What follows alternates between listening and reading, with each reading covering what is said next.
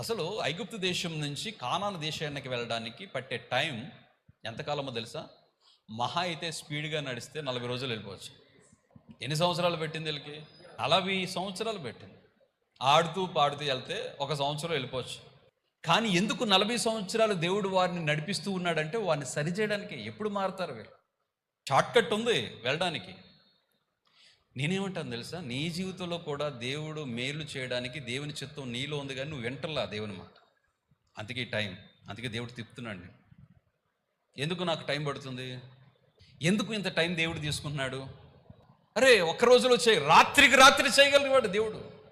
ఈ క్షణంలో మార్పు ఇవ్వగలిగిన వాడు. ఒకే ఒక రాత్రి ఎండిపోయిన కర్ర చిగిర్చింది, పువ్వులు పూసింది, పొట్లు కాసింది. ఒక ఎండిన కర్రను రాత్రికి రాత్రి అద్భుతం చేయగలడు ఆయన. ఆయన అద్భుత కార్యాలు చేయగలిగిన దేవుడు. శూన్యంలో నుంచి అద్భుతం చేయగలిగిన దేవుడు. నీ కార్యం చేయడం పెద్ద అద్భుతం కాదు, గొప్పం కాదు దేవునికి.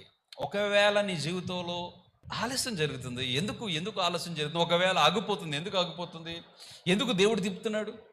నీవు కూడా ఒకవేళ ఏమి కోరుకుంటున్నావు? దేవుడు ప్రశ్నిస్తున్నాడు. నువ్వేం కోరుకుంటున్నావు? దేవుని సన్నిధిని కోరుకుంటున్నావా? దేవుని కోరుకుంటున్నావా? దేవుళ్ళు జీవించడాన్ని కోరుకుంటున్నావా?